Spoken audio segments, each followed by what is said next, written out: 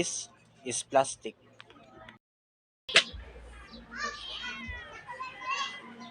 And this is not okay.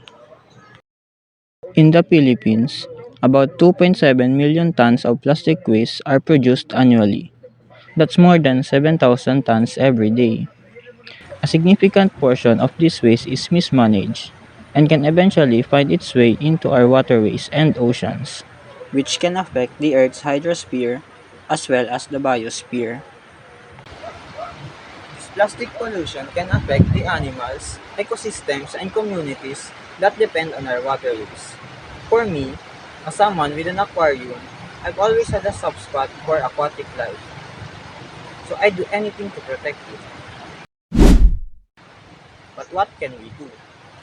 Well, it starts with the little things that we do every day.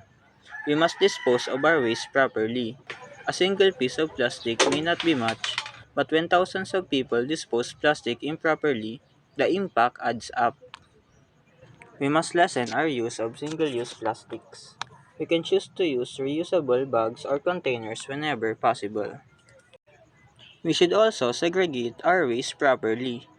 Knowing where our waste belongs helps make sure less plastic ends up in places where it shouldn't be.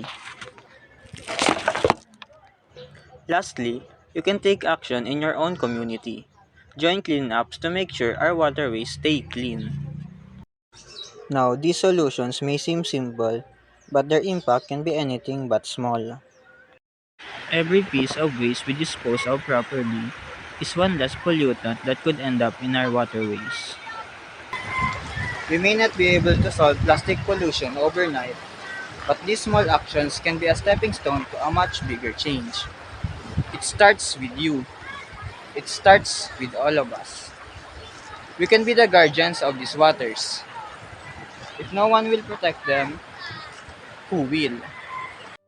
The answer is simple. We will. Not because we have to, but because we have the power to do so. The future of these waters is in our hands. These rivers give life to our communities and ecosystems, so it's our turn to protect them.